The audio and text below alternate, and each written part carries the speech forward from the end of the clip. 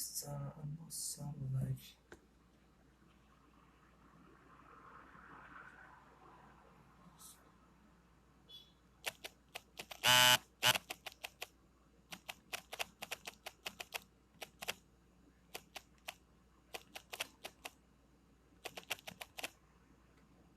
Boa noite, galera.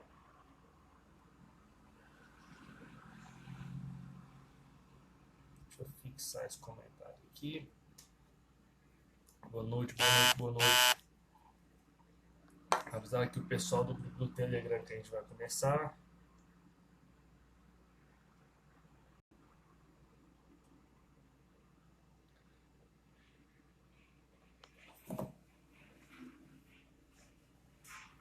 Como é que tá o som? Vocês estão me escutando? Estava tendo alguns problemas aí no Instagram, né? Ver se alguém me fala se está tudo certo, se o som tá massa.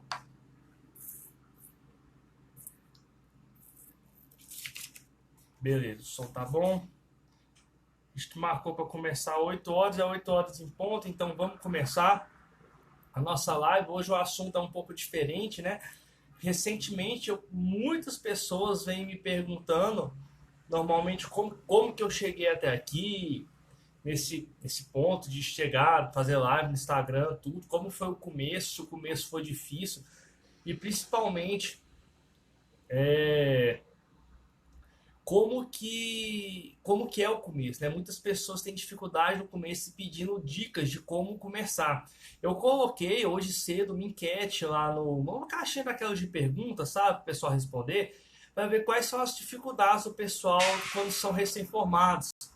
E, cara, muitas pessoas colocaram muitas coisas legais. Entretanto, acaba que no final das coisas, no final de tudo, acaba sendo a mesma coisa. Que todos os comentários giram em torno de uma coisa só.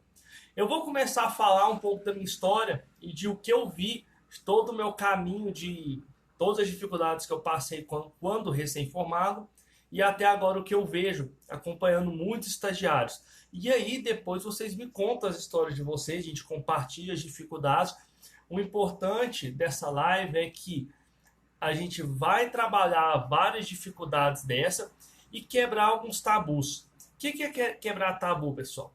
É porque tem muitas das coisas aqui que o pessoal mandou aqui para mim, isso aqui é tudo que o pessoal tem dificuldade, o pessoal recém-formado que mandou mensagem. É coisa que não depende de vocês. Então, o primeiro ponto que eu quero abordar é que, para mim, eu acho que é um ponto extremamente importante e que dificulta bastante. É que, querendo ou não, pessoal, o recém-formado, quando você é recém-formado, é o momento em que você menos tem conhecimento. Tudo bem, algumas pessoas vão se formar com um pouco mais de conhecimento, alguns com um pouco mais de prática, isso varia muito de acordo com a quantidade de estágio que essa pessoa fez, de acordo com o tempo que essa pessoa passou dentro de clínica. Por exemplo, uma pessoa que foi o meu caso, que passa desde o quarto período, eu comecei a fazer estágio em clínica, certo? Então, quando eu formei, eu já tinha uma prática muito boa, já tinha acompanhado muito. E isso me deu uma vantagem muito grande. Se você pega um outro colega de turma seu que passou muito tempo mais dentro da faculdade, acompanhando, fazendo pesquisa, essas coisas, se ele forma e vai atender na clínica, é evidente que essa pessoa vai ter menos experiência, menos preparo, menos conhecimento ali em cima daquela área.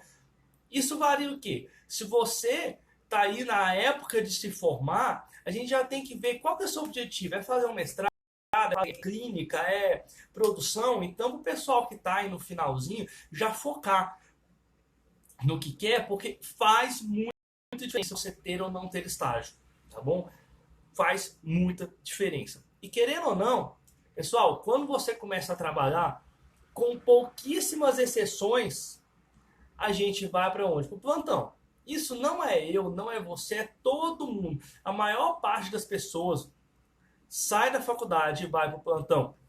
É óbvio que muitas pessoas têm a oportunidade de montar a sua clínica, muitas pessoas têm a oportunidade de montar um consultório, ou então ir atender em algum lugar, porque tem algum contato, já começar a atender de manhã ou de tarde, os melhores horários. Mas de forma geral, você formou, você é recém-formado, você tem pouca experiência, você vai para o plantão. Isso é bom por um lado, isso é ruim por outro. Por que isso é bom? Qual que é o lado bom do recém-formado ir para o plantão? Querendo ou não, isso seleciona um pouco o mercado. O cara que sai da faculdade, quer mexer com clínica, que vai para o plantão e não está disposto a passar por aquilo, sabe aquele ditado, pede para sair? Se a pessoa não está disposta a passar por aquelas dificuldades do plantão, e uma delas é estudar pra caralho, porque você vai ter que estudar, porque é o momento que você está sozinho, você vai passar por muitas dificuldades, querendo ou não, isso acaba selecionando os melhores plantonistas, os melhores veterinários. As pessoas que realmente não conseguem, pessoal, saem, tá bom? Por um lado, isso é bom, porque seleciona as melhores pessoas, se você for pensar por esse lado. Mas, por outro lado, algumas pessoas acabam desistindo. Porque, querendo ou não, pessoal, é o momento que você está, que você mais precisa de ajuda, é o momento que você tem menos experiência, é o momento que você tem menos conhecimento e te largam sozinho ali. E aí chega uma emergência, um animal atropelado, facado no peito, e você fala assim, meu Deus, o que eu vou fazer? Querendo ou não, no plantão, em geral, chega o quê? Emergência. É um momento que tem menos gente na clínica, enfermeira, em alguns lugares, vocês sabem que fica só o plantonista, não fica enfermeiro, né, em alguns lugares. Então, é muito difícil, porque é o momento que você mais precisa de ajuda, é o momento que você menos tem ajuda. Isso, para algumas pessoas, acaba sendo desesperador, algumas pessoas acabam desistindo por causa da dificuldade. Isso é muito ruim. O que eu posso dizer para vocês que foi uma coisa que eu fiz? Quando eu quando eu formei, que eu dava plantão, eu passei muito tempo na clínica, mas tive pouca prática de cirurgia. Fiz uma parceria com um colega plantonista que gostava demais de cirurgia e aparecia as cirurgias. Eu ligava para ele achava bom porque cirurgia remunera bem, então ele vinha fazer as minhas cirurgias. Entendeu? Então você tem que fazer qual que é a sua dificuldade.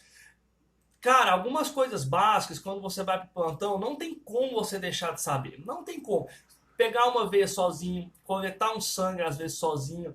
Tem situações que vai ser difícil, você não vai conseguir, vai precisar esperar o enfermeiro chegar no outro dia para ajudar. Mas algumas coisas, querendo ou não, você tem que aprender a fazer sozinho. Não tem como. Por isso que eu falo que o plantão é muito difícil. Porque você tem que dar de tudo, é o momento que você tem que ser melhor, porque você vai fazer sozinho as coisas, você vai estar lá sozinho e é o momento que você é pior. É o momento que você tem menos conhecimento, é o momento que você precisa de mais conhecimento. Então é muito difícil para o recém-formado isso. O que eu recomendo vocês? Estudem muito, peçam ajuda, não tenha vergonha de pedir ajuda para quem é mais experiente que você. Isso é o maior erro que você pode fazer. Não precisa ter vergonha. A pessoa que tem 10 anos de formado, que é especialista nas coisas, elas não sabem. Essas pessoas têm dificuldade, pedem ajuda, né?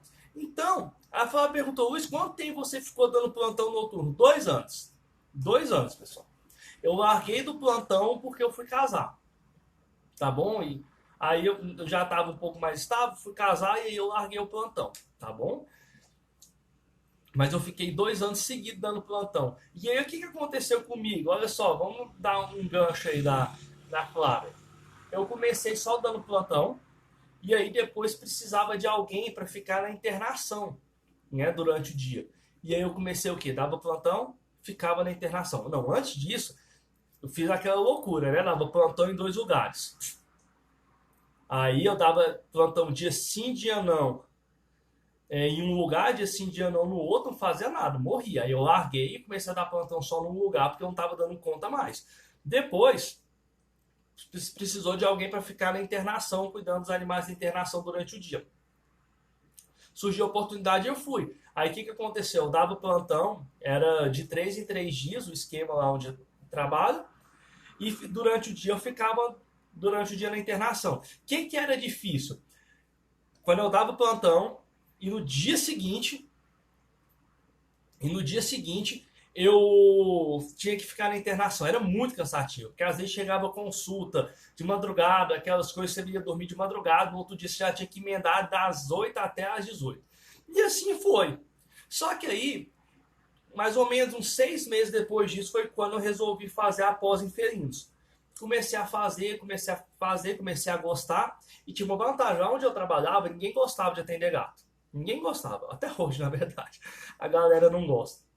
E a partir daí começou a surgir a oportunidade. Ó, chegou gato, tá? O Luiz está fazendo pós-graduação, chama ele para atender. E eu fui atendendo, atendendo, atendendo. Pessoal, uma coisa que eu quero falar para vocês. Vocês acham que quando eu comecei a atender gato, eu atendia bem como eu atendi hoje? Não, na verdade não. Na verdade, era ridículo. Eu pequei várias vezes. Essas coisas que eu posto os vídeos sobre cat friendly, coleta de sangue, vocês acham que eu conseguia fazer isso? Não conseguia. E aí vem um grande problema das pessoas. Que, ó, isso aqui, ó, 90% dessas mensagens aqui foi o que as pessoas mandaram aqui. Medo de errar. Pessoal, errar. Todo mundo vai errar. Eu sei que é foda falar isso, é triste falar isso, mas todo mundo vai errar. Eu já errei, você vai errar, todo mundo aqui vai errar. O médico já errou, todo médico vai errar.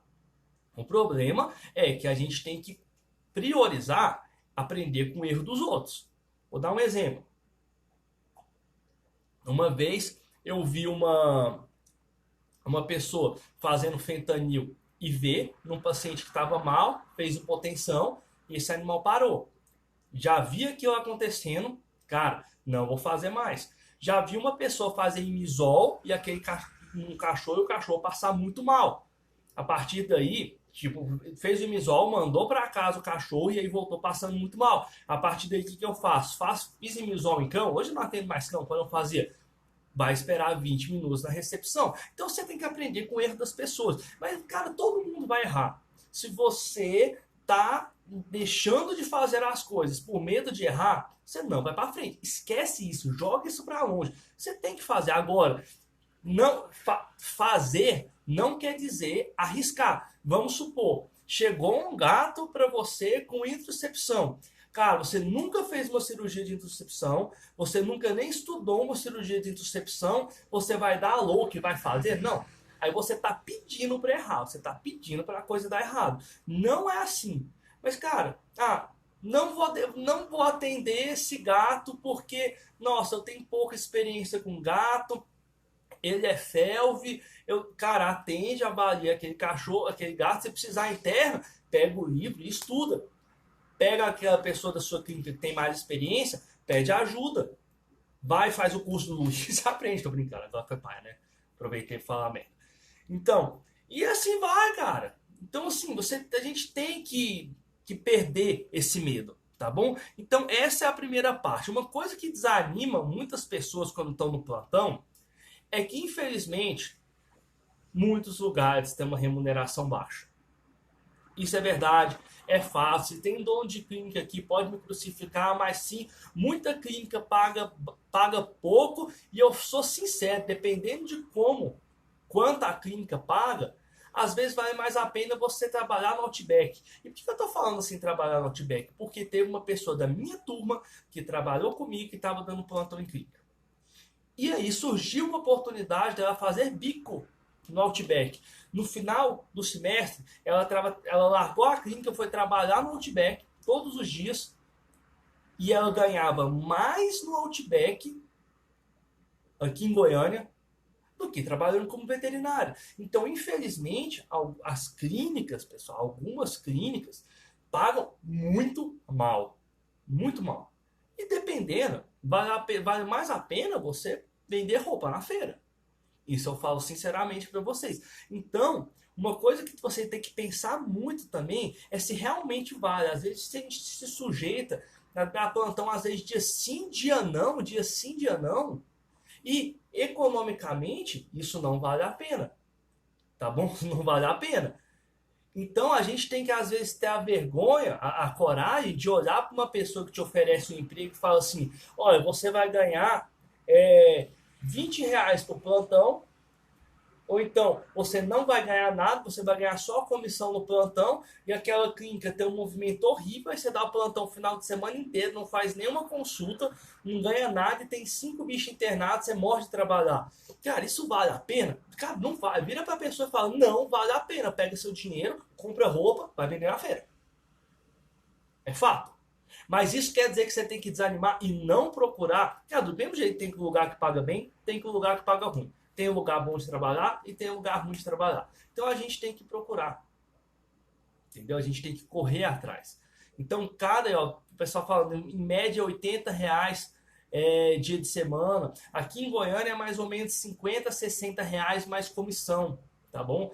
Então, assim, vale a pena. Outra coisa que você tem que ver também, vai dar plantão, quando vê esse fixo que você vai ganhar, é o quê? Cara, tem enfermeiro ou não tem enfermeiro? Isso é importante, porque às vezes tem um lugar que paga 100 durante a semana e um lugar que paga 50. Só que o que paga 50 é um enfermeiro para dormir com você. Vale a pena. E, na minha opinião, vale a pena. Ajuda demais. Eu prefiro trabalhar no que paga 50 por plantão mais comissão e ter um enfermeiro do que paga 100. Isso varia. Varia de local para local, tá bom? Normalmente os locais maiores, tá bom? Tem enfermeiro. Agora, o que é uma grande questão é, infelizmente, pessoal, quando a gente forma, isso não é a gente forma para veterinário, isso é quando a gente começa para qualquer coisa, a gente tem que estar disposto a dar a cara a tapa. A gente tem que ralar. Só que ralar não é ser explorado. É o que eu estava falando para vocês. Você chegar para dar plantão no lugar de sim, dia não, sem fixo, só com comissão, com um monte de bicho internado, isso realmente não vale a pena. Mas, por exemplo, vou dar o meu exemplo. Eu dava plantão dia sim, dia não.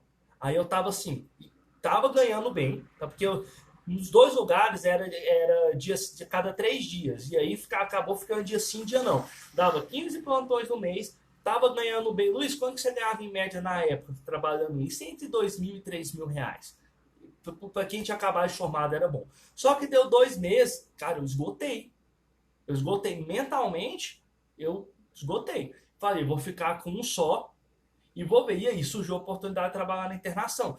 Você acha que não era cansativo? Ficava um dia inteiro na internação, aí eu saía da clínica. 6 horas, 8 horas, ia para casa, tomava banho e voltava, 8 horas tinha que estar no plantão, até no de 8 horas da manhã, já emendava, tomava banho na clínica, emendava. Nossa, velho, eu tinha dia que eu chegava em casa destruído. Mas isso é o tipo de coisa que a gente tem que mostrar serviço, a gente tem que fazer. Não adianta, porque essa vida é complicada, não é complicado só na veterinária, não, pessoal. Hoje em dia, alguém quer água aí? Hoje em dia, qualquer profissão, no começo é difícil. Ah, Luiz, o médico já sai ganhando R$ 10.000 trabalhando no SUS. Mas ele trabalha muito. Imagine! Esse povo que trabalha no SUS aí no plantão, atende. Uma vez eu perguntei, eu fui num posto de saúde levar minha sogra e perguntei pro cara quantas consultas eram. Era por volta de 11 horas da noite, ele começou o plantão às 7 horas da noite. Ele já tinha atendido 30 pessoas. Cara, você acha que essa pessoa também não esgota? Então, assim, só que assim, o que o médico ganha é bem desproporcional, que qualquer outra profissão ganha muito mais, mas trabalha muito também. E você acha que ele é médico, às vezes não vacila? Ele não, às vezes faz um trem errado? Ou às vezes chega uma pessoa e ele não sabe o que está acontecendo, tem que chamar outra pessoa? Gente, isso acontece com todo mundo. Então, o que eu queria falar de remuneração também. Uma terceira coisa que me preocupa bastante quando a gente fala de... Isso não é só início de carreira, isso é qualquer situação, tá bom? Quando a gente fala de plantão. Mulheres dando plantão sozinho. Isso me preocupa, tá bom? Isso realmente... Eu não... Tem que dar plantão, a gente tem que dar a cara a tapa, a gente tem que fazer, mas mulheres redobrem a atenção, presta atenção, fica de olho, fica gaiata, é muito perigoso você dar plantão sozinho no lugar, tem que ficar esperto.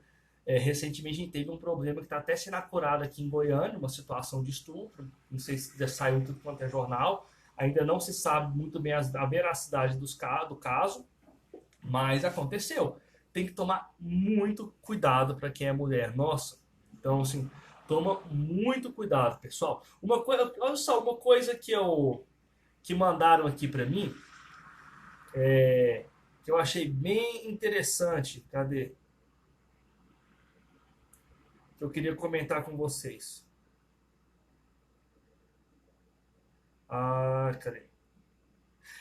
A Tainá falou assim para mim: qual que é o seu medo como recém-formado? Perder um paciente, de não saber o que fazer e medo da expectativa do proprietário.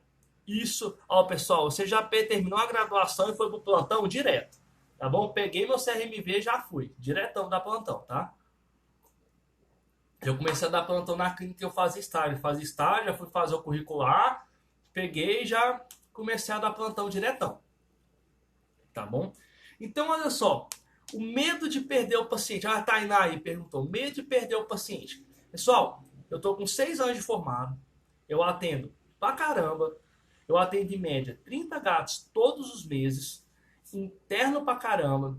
E perco o paciente. A grande questão é, você vai perder paciente. Isso é uma coisa que é muito difícil. Por quê? Eu falo por experiência própria. Minha esposa tá aqui, ó, anota essa, já deve ter até, tá até aqui assistindo, ela vai fazer vai até mandar um dedinho para falar que eu tô falando a verdade. Eu até hoje sofro quando perco paciência. Lu, pergunta da residência daqui a pouquinho, vou falar sobre isso. Eu até hoje eu sofro quando eu perco paciente. Então, é lógico que a gente tem medo de perder paciente. Porque tem gente que tem medo de perder paciente porque não quer perder o paciente, é o meu caso. Tem gente que não quer perder o paciente porque morre de medo de tomar o processo. Né? Mas, pessoal, você vai tomar um processo se você fizer uma merda muito grande. Tá bom? É complicado esses trem. Você fazendo as coisas direitinho, às vezes morre. A minha esposa está confirmando aqui, ó, que eu sofro quando eu perco o paciente. E tem vezes que não tem o que você fazer. Deixa eu dar um exemplo para vocês. Você pega um paciente, FeLV positivo, tá bom? Que chega para você com 7 de hematócrito, uma supressão medular absurda.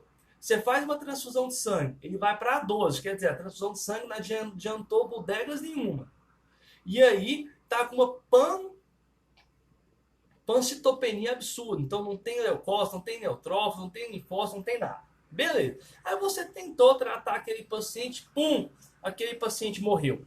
E o proprietário chorou, fica aquela situação chata. Pessoal, você acha que eu não vou ficar triste?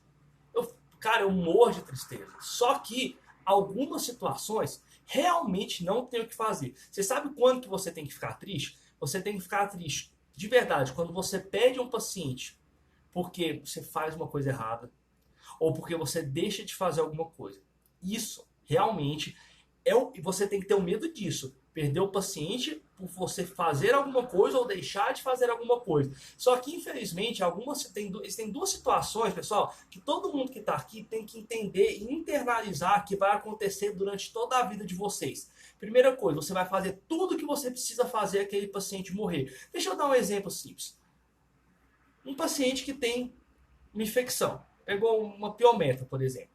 E normalmente você faz a cirurgia, tudo, em geral resolve, dá antibiótico, acabou quando precisa do antibiótico. Só que às vezes a gente já pegou situações que não respondeu, entrou em sepsis, pum, morreu. Você fez tudo o que precisava para aquele paciente.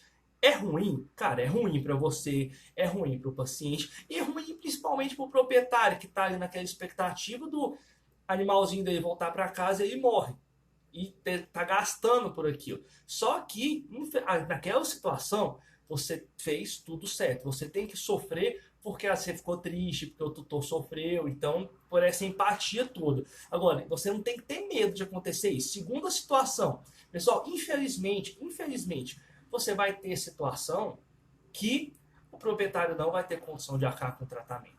Vamos dar um exemplo simples. Um paciente que eu atendi fez um linfoma de mediastino. Fiz um linfoma de mediastino. E aí a gente drenou tudo, beleza, achou a célula neoplástica. Tem que fazer o quê? Quimioterapia. A pessoa não tem condição de fazer um tratamento quimioterápico e vira para mim e fala assim, Luiz, nessa situação, se não vai melhorar, eu prefiro fazer eutanásia. O que você faz? Existem situações e situações. Eu já operei obstrução de intestino sem cobrar nada uma pessoa. Porque foi na mesma situação. Uma pessoa que não tinha condição nenhuma, um cachorro fez uma obstrução intestinal, fiz uma cirurgia de graça. A questão é, você pode fazer isso toda vez? Você não pode, pessoal. Você não pode fazer isso toda vez. Querendo ou não, essa é a nossa profissão também. Isso não quer dizer que você não possa ajudar. Sempre que você puder ajudar, você vai ajudar. Quantas vezes eu não cobro deixo um animal um dia a mais internado sem cobrar? Ou às vezes Precisa repetir um hemograma, a pessoa não tem mais dinheiro, faz a frente de custo para ela. Tudo isso a gente tem que fazer, mas agora fazer grandes coisas sem cobrar tudo, às vezes é difícil, porque muitas vezes a gente tira do nosso bolso. Então a gente não pode fazer todas as vezes, mas ajudar a gente pode e deve ajudar sempre que for possível você ajudar. Só que algumas vezes, pessoal, mesmo você ajudando, a pessoa não vai ter condição.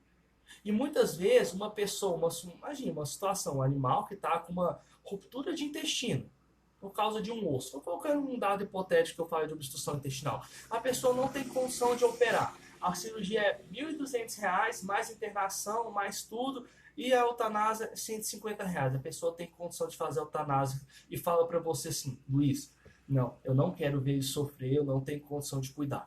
Se fosse uma situação normal de uma pessoa que tem condição e fala para mim, Luiz, não quero fazer porque eu não quero gastar, acontece muito isso com o criador, né?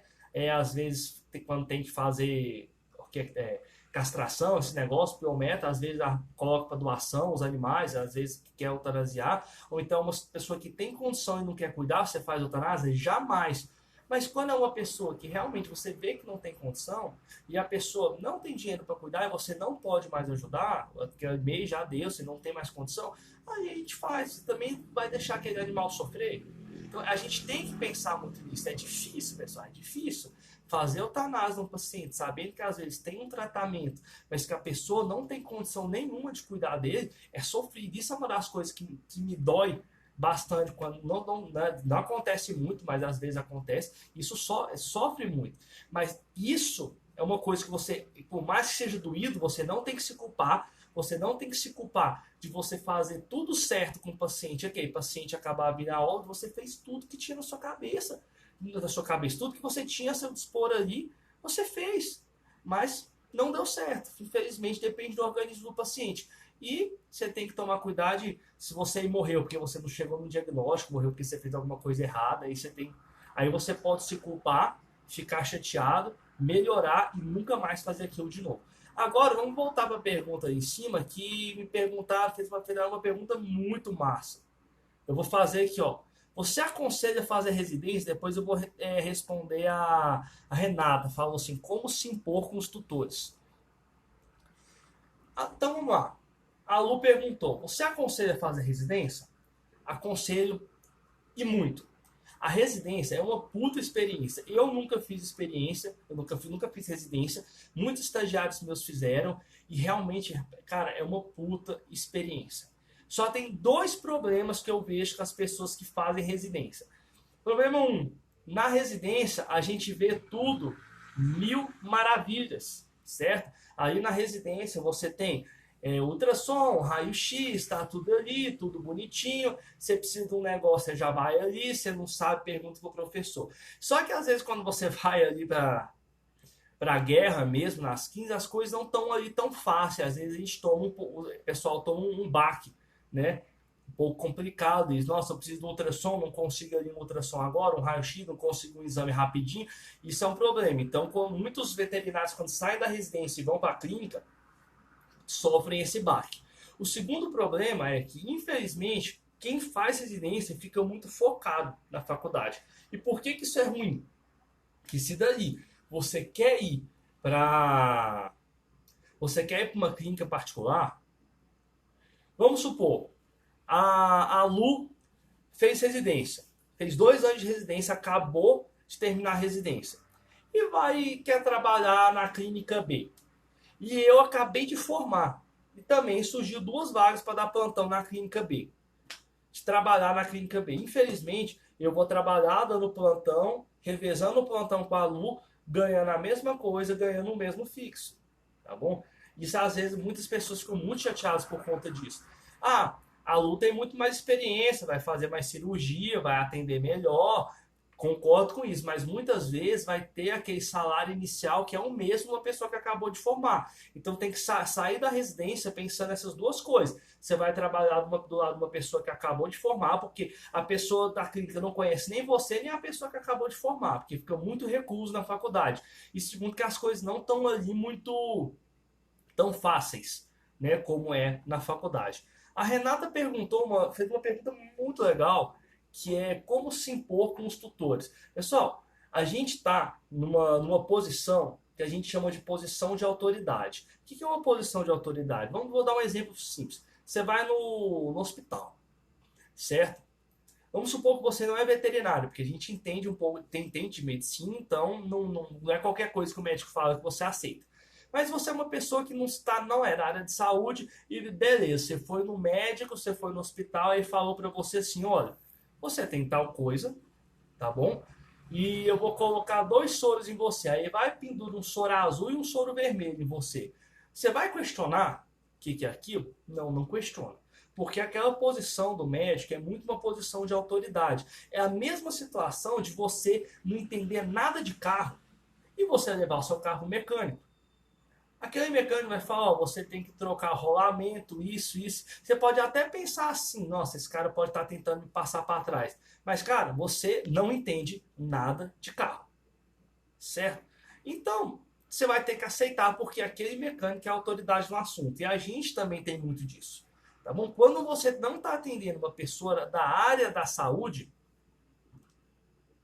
acaba que você é autoridade para aquela pessoa. Então, essas pessoas que não são da área da saúde, não é mais fácil de você se impor. Não estou falando de enganar, não. Isso é nunca na vida. Mas é mais fácil de você se impor, é mais fácil daquela pessoa aceitar aquilo que você está falando. Por exemplo, é uma piometra. A gente sabe que tratar piometra com antibiótico dá certo? Não, pessoal, não dá certo. Em pouquíssimos casos vai resolver. Em geral, a gente tem que ir para cirurgia. Você fala, tem que ir para cirurgia. Às vezes, é mais comum que as pessoas que se aceitem direto como uma autoridade não questionam. Por mais que ela fale assim, nossa, mas é caro, é tudo isso, será que precisa fazer tudo isso mesmo? É a mesma coisa que a gente fica quando o mecânico dá a conta pra gente. Mas acaba aceitando, porque você é a autoridade na situação. Vai ter as pessoas que vai te questionar? Sim, sempre tem umas pessoas que têm mais resistência a aceitar a sua autoridade. E normalmente pessoas que têm resistência são pessoas que já foram passadas para trás alguma vez antes. Vamos supor, uma pessoa... Vou dar um exemplo aqui na medicina felina que acontece muito comigo. Às vezes, esse tempo atrás, eu atendi um gato que estava tomando doxiciclina há 50 dias para micoplasma e, na verdade, estava anêmico porque ele era um fel positivo que estava com uma mielossupressão. Tinha nada a ver com micoplasma. Aquela pessoa ficou puta com outro veterinário, certo? Porque ele estava tratando, não sabia o que era e continuava tratando até a hora que ela descobriu que eu era especialista e veio para mim. Essa pessoa, se um dia ela não conseguir atender comigo e for em outro veterinário, certo? Você acha que essa pessoa vai aceitar qualquer coisa? Não, não vai. Essa pessoa é uma pessoa que sempre vai ficar com uma pulga atrás da orelha. Por quê? Ela sempre vai questionar a autoridade daquele veterinário, porque em uma situação passada ela se deu mal. Então, as pessoas que questionam a sua autoridade, pode ter certeza, em alguma situação anterior, ela se sentiu lesada por acreditar na autoridade de outro veterinário. Tá bom? Agora, profissionais da saúde, pessoal, por exemplo, médicos, biomédicos, farmacêuticos, enfermeiros, essas coisas, são pessoas que tendem a questionar mais a autoridade da gente, tá bom? Agora, questionar não é questionar na maldade. É a mesma coisa, se você fala, um médico fala para você assim, olha, você pega um exame que você está com 30 mil leucócitos e 6% de bastonete, você está com febre, passando mal, diarreia, aí você dá aquele exame clássico de uma infecção bacteriana, uma gastroenterite bacteriana. Se um médico virar para você e falar assim, olha, você tá com virose, vai para casa, bebe água, você vai aceitar? Você não vai, cara. Você sabe ler um hemograma, principalmente quem assistiu a live da semana passada aqui comigo, a gente até cantou Sandy Júnior junto. Quem viu a live sabe interpretar um ecograma, pelo menos. Então, você não vai aceitar qualquer coisa. E profissionais da saúde, principalmente médicos, pessoal, é a mesma coisa. O médico é o melhor cliente de você atender. Por quê? Porque não costuma questionar. Se você fala assim para ele, olha, isso é assim, assim, assado, tem que fazer isso. Ele não costuma questionar. Mas você tem que estar falando, você tem que passar confiança no que você está falando. Se, por exemplo, você pega um exame qualquer do cara, um médico, e fala, olha, tá assim, assim, assado, esse seu paciente tá vomitando porque ele tá com uma hepatopatia, tá com um problema no fígado. E o TGP é no máximo 80. o limite máximo é 80 e o do cachorro dele tá 100. Ele sabe que não é, que tem que ter pelo menos 3 vezes o valor de referência de TGP. Tinha que estar no mínimo 240 para ter um problema. Então ele não vai acreditar em você, vai começar a te questionar. Mas em geral, quando você explica tudo direitinho para eles, eles não questionam você, tá bom? Se tem algum estudante de medicina aqui, me perdoe, mas quem mais questiona são estudantes de medicina, não médicos. Isso é uma experiência própria que eu tenho. Normalmente, estudantes de medicina, eles te questionam demais, eles querem saber tudo que você está fazendo, por que você está fazendo e blá, blá, blá. Tá bom? Vamos fazer mais uma pergunta aqui. Aqui, ó. Essa aqui que eu queria achar. Cadê, meu Deus? Aqui. Como agir quando não consegue definir o que um animal tem, além de estudar? O que as pessoas mais têm vergonha de fazer? Pedir ajuda. Pedir ajuda para pessoas que têm mais experiência, pedir ajuda para pessoas que, às vezes, você conhece e que sabe mais do assunto, discutir com os outros colegas. Eu vou falar para vocês uma situação recente. A gente, lá na clínica, tava com um cão lá e que juntou uns 3, 4 veterinários para discutir o que o animal tinha. E a gente foi, demorou pra caramba para descobrir e no final das contas acabou fazendo uma tomografia lá e descobriu que tinha uma torção de lobo pulmonar.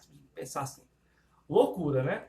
Então, assim, é muito difícil. Aí junta 5 pessoas, 6 pessoas para ver ali um raio-x, né? E não sabe o que é. E avalia um hemograma, não sabe, olha a clínica do paciente está em dúvida ou está fazendo uma coisa e não está respondendo, pede ajuda. Luiz, você já saiu da faculdade querendo trabalhar com felinos? Não. Em que momento identificou com a área? Pessoal, é uma história que eu já contei algumas vezes. A gente tem um tempinho, eu vou contar rapidinho. Eu odiava atender gato. Mas eu odiava atender gato porque, assim, eu não sabia. Tá bom? Eu sempre brinco isso. Quando você não sabe uma coisa, é mais fácil você falar que você não gosta. Tá bom? E então eu não gostava, falava que não gostava, não atendia, porque não sabia manejar, não sabia fazer nada. E aí, dali pra frente eu comecei a ver que na clínica ninguém gostava de atender gato também. Eu tava naquela plantão, internação, e surgiu uma oportunidade. Na época, quando eu fui fazer pós, eu não queria ser especialista, eu só queria aprender a atender gato para começar a atender. Porque na época ninguém gostava de atender lá onde eu trabalhava. Então eu falei, uma oportunidade de aumentar meus atendimentos aqui, até ter uma renda melhor, porque eu vou atender esses pacientes que o pessoal não gosta. Só que aí eu fui aprendendo, fui tomando um gosto pela coisa, e eu falo que foi a vida que me levou. Eu nunca imaginei que eu fosse chegar num momento hoje que eu ia estar atendendo só gato, muito menos que eu ia estar aqui fazendo cursos online, fazendo lives toda semana sobre gato. Isso nunca foi nos meus planos. Eu acho que foi a vida que foi me levando. A Daiane, que a gente deu plantão junto há muitos 5, 6 anos atrás. Qual momento você decidiu abrir sua própria clínica? Essa é uma pergunta que eu ia chegar lá para frente, que fizeram aqui para mim.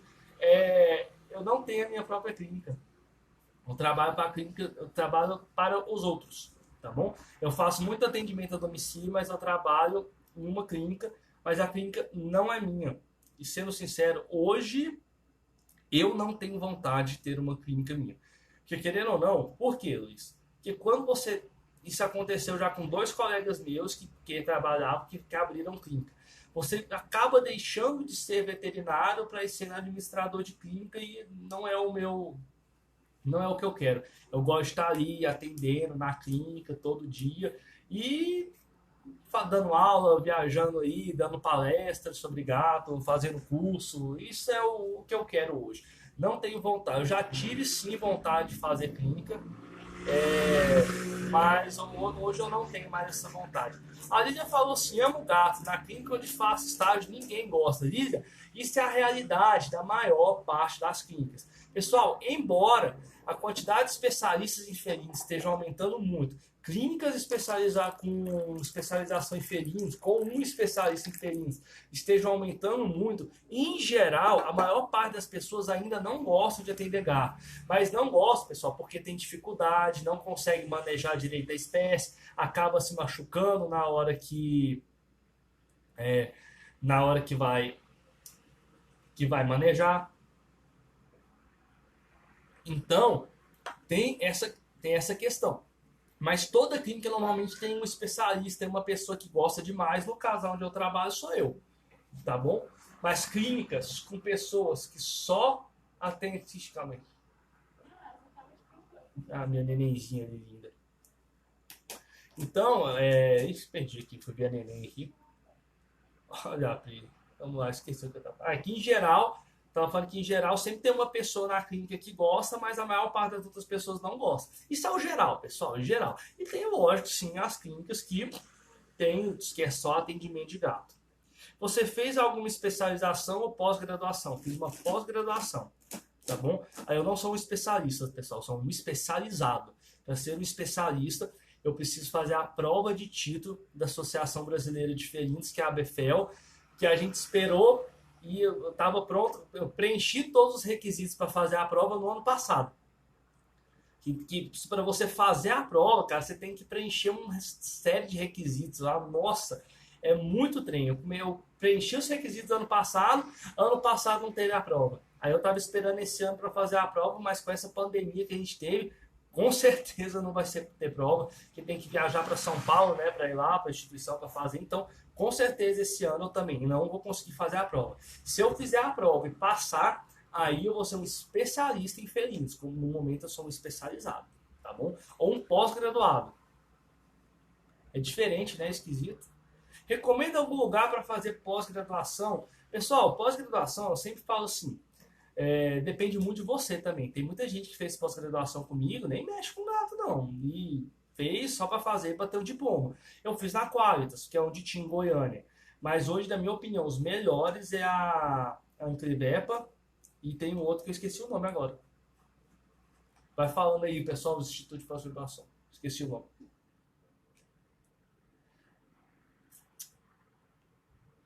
Ai, ai. Você recomenda começar uma pós logo que acabar a faculdade, sem estar trabalhando na área? Depende disso. Se você tiver certeza do que você quer, vamos dar um exemplo. Você já sabe que você quer muita anestesia. Muito, muito, muito.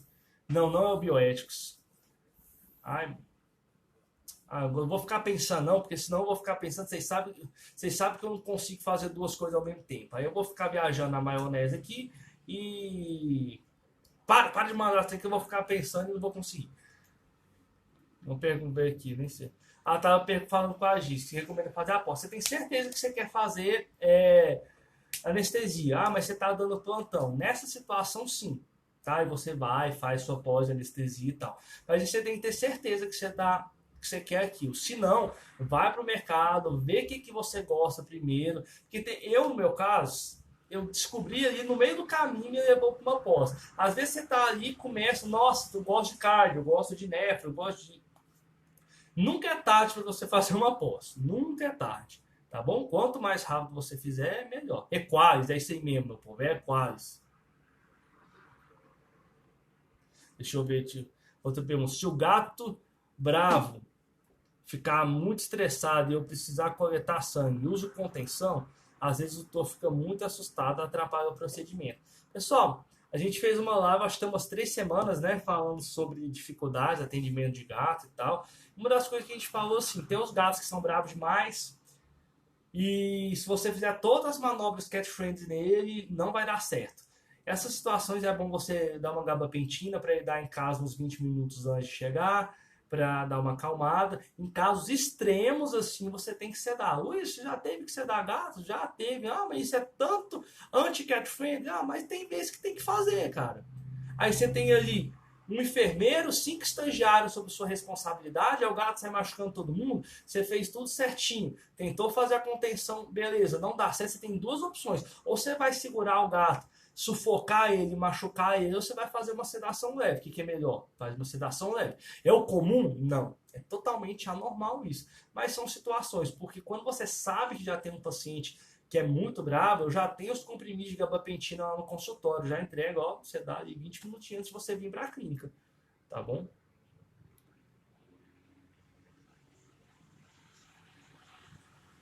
Qual que é a sua opinião sobre aceitar proposta de plantão antes de formar? Cara, Enivaldo. Se tem uma pergunta que hoje eu vou ter, assim, o maior prazer de responder, é essa pergunta do Enivaldo. Qual a sua opinião sobre aceitar proposta de plantão antes de se formar? Pessoal, a maior fria que você pode se meter. Não entra em plantão como veterinário. Não entra em plantão atendendo como veterinário sem estar formado. Cara, isso é muito frio. Você está caçando chifre em cabeça de égua. Vou contar uma história. Tô parecendo aquele Forrest Gump, contador de história. É tudo eu tenho uma história. Na minha época do estágio curricular, aconteceu uma situação semelhante. Um colega que fazia estágio curricular, tinha muita experiência já, fazia estágio há muito tempo, tinha um parente que tinha uma clínica veterinária, então assim, tinha feito muito estágio, já tinha muita mão na massa, né? Foi dar plantão. E ele estava dando plantão em uma clínica, amigo meu da época da faculdade, foi dar plantão, chegou uma cesariana. Olha como é tudo para dar errado. Quando você faz uma merda é para dar errado. Quando é para dar merda, dá merda com gosto. O cara, antes de formar, ele já estava no estágio curricular, mas ele não era formado ainda. Foi dar plantão, chegou uma cachorra em trabalho de parto para fazer uma cesariana de uma criadora que era advogada. Ele deu a cara a tapa, anestesia, foi fazer a cirurgia. Beleza, chamou um anestesista, fez a anestesia inalatória, tudo bonitinho, pum, morreu. A cachorra morreu. Enfim, resumo da história. A mulher descobriu, foi processo para a clínica, processo para o cara, entrou, foi para o CRM, lá para o Conselho Regional, foi para a Justiça Comum, porque era criador. Então você imagina a merda. Cara, pode dar qualquer merda. Eu fui um exemplo que eu também pensar assim, o cara foi muito doido, né, velho, de fazer isso. Eu sempre falo isso.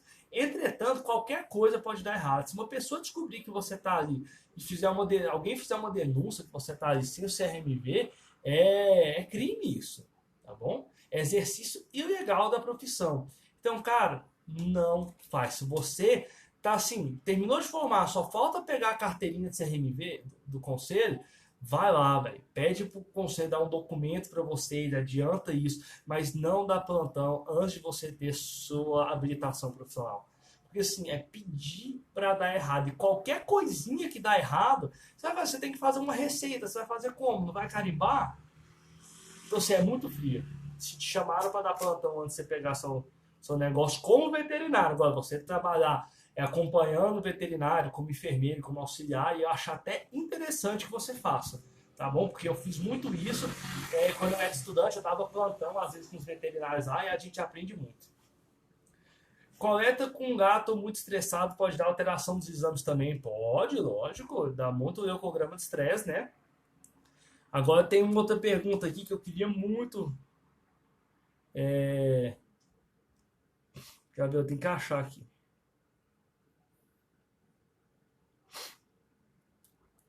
Achei. Qual que é a sua dificuldade? Fazer um mapa mental com todos os possíveis diagnósticos diferenciais. Pessoal, algumas coisas, infelizmente, a gente aprende estudando, algumas coisas a gente aprende com a vida, tá bom? Algumas coisas, infelizmente, pessoal, você vai aprender de tanto você atende, passa por aquela mesma situação um monte de vezes, e aí a gente aprende. Tanto que a gente tem uma parte da nossa profissão, uma parte do nosso conhecimento que é estudar e muito que é experiência. Eu vou passar... Olha que interessante. Vamos supor, a primeira vez que eu tive que cobrar R$3.000 de um cliente. Eu quase morri do coração. O paciente chegou, tudo, teve que fazer uma cirurgia, blá, blá, blá. Deu R$3.000 a conta. E aí você fala assim, ó, seu cachorro tem que fazer uma cirurgia e tudo que tem que fazer com a internação, os exames, blá, blá, blá, blá. Deu R$3.000. Cara, a primeira vez que eu passei por uma situação dessa, eu quase caí para trás. Eu não conseguia falar com a pessoa. Minhas pernas ficavam bambas. Como que eu vou falar com uma pessoa que, para internar e fazer a cirurgia no animal dela, ela tem que pagar R$3.000 parcelado em até 12 vezes? A primeira vez isso dói, dá agonia, você não sabe como que você fala com a pessoa. Só que isso é o tipo de coisa que você faz uma, duas, três, quatro. Daqui a pouco você já chega para a pessoa assim, ó, tem que fazer essa cirurgia. Quanto que deu? R$ 1.500. E a pessoa fala tudo isso, você fala, tudo isso. O que eu posso fazer? Tem que fazer o procedimento. Mas no começo, nossa, quase morre do coração. Meu Deus, quanto que deu? Quanto que deu, doutor? R$ 1.500. Você pode passar até 12. No começo é assim, mas são situações que você repete tanto, você passa por aquela situação tantas vezes, na clínica mesmo, você passa tantas vezes, que você melhora. Por exemplo, e você passa pela situação, você erra, e depois você não passa por aquilo de novo. Vou dar um exemplo, um erro que eu fiz, não estou zoando. Cão, é muito comum a gente ter plaqueta baixa e parasitose. E em Goiânia, a gente não tem leishmaniose. Não tem leishmaniose em Goiânia. Assim, casos de Goiânia natural, não. Os que a gente tem veio de outro lugar. E aí, a gente teve situações de pegar um paciente com aqueles clássicos parasitose, 4DX deu positivo, a gente sabe da reação cruzada ali, né? Pode dar reação com leishmaniose e trata, e aquele bicho não melhora nunca aquele tal daquele bicho, beleza. E o animal magro. E aí, um colega meu vira pra mim e fala assim, já pensou se esse cachorro não tem leishmaniose? Mas a gente tá em Goiânia não tem leishmaniose. Aí eu fui conversar com a pessoa, na verdade ele é de Goiânia, mas ele veio de Brasília. Brasília tem muita leishmaniose. Resumindo, fizemos os testes lá e era leishmaniose. Errei. Demorei um mês quase dando dox para aquele cachorro não melhorava, e eu pensando, o que será que está acontecendo? O que será que acontece que este cachorro não melhora? Isso é o tipo de situação que eu falo para vocês, pessoal. Eu errei nessa situação. Só que eu nunca mais vou errar. E as pessoas que estavam comigo naquele momento pegam a minha situação e nunca mais vão errar. Eu quero dizer para vocês o seguinte, tem situações que não tem como.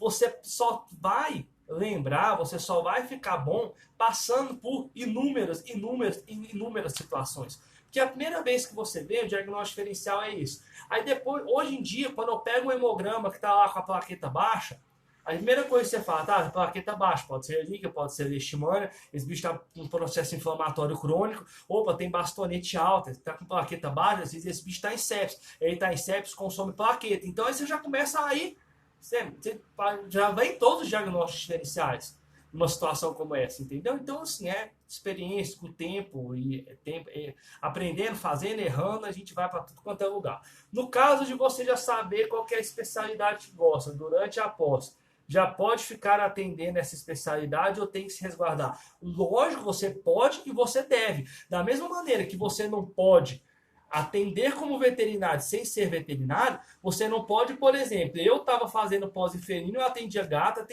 eu só não posso atender falando que eu sou um pós-graduado ou um especializado em medicina felina. Eu posso dizer que eu sou um pós-graduando na área, mas você só não pode falar que você é um especialista. Que depois vai, eu sou um especialista em ortopedia. Pode deixar que eu faça cirurgia. Aí você vai, faz a cirurgia, dá a meta da cirurgia, a pessoa descobre que você não é especialista, você não é um especializado, você não tem pós-graduação, você está fazendo pós-graduação. Aí é muito pedir para a pessoa causar confusão e dar problema para você. Mesmo depois de formado, pode acompanhar outro veterinário para ganhar mais segurança, já vê isso acontecer. Isso pode acontecer e é muito bom se você não está com segurança ainda de atender, de fazer, de ir. Acompanhe, pessoal, você não tem que ter vergonha de pedir para aprender. Não tenham vergonha. É muito melhor você fazer isso do que depois ir lá e errar. Tá bom? Residência ou pós? Residente após finalizar tem que fazer prova de especialista, correto? Não, o residente, se eu não me engano, o residente ele tem que fazer uma tese, tipo um TCC, ele tem um TCR, né? Quais são as diferenças entre a residência possuir 80% da carga horária prática? A diferença da residência é que a residência é muito prática, né? Você pode fazer uma pós-graduação em anestesiologia ou você pode fazer uma residência em anestesiologia. A residência você vai estar muito prático, tá o tempo inteiro ali, só que você vai estar no hospital, tem que viver aquela vida de residente, né? Mas você tendo uma residência, você pode dizer que você é um especializado também, tá? Viu? Tanto que, se você faz residência, para você fazer a prova de especialista em felinos, você precisa ter um mestrado na área de felinos, você tem que ter uma pós-graduação na área de felinos, ou você tem que ter feito residência na área de felinos, beleza? Recomenda fazer atendimento a domicílio quando recém-formado? Sim, pode fazer atendimento a domicílio, não tem problema, pessoal. Atendimento a domicílio é muito bom, tá bom? Financeiramente é bom que você divulgue o seu nome. É bacana, atendimento a domicílio é bom. Só que assim, eu falo em Goiânia, que Goiânia tudo é perto de tudo. Eu não imagino fazer atendimento a domicílio em São Paulo, por exemplo, que é tudo longe de tudo, e para ir para a esquina você tem que pegar um trânsito infernal.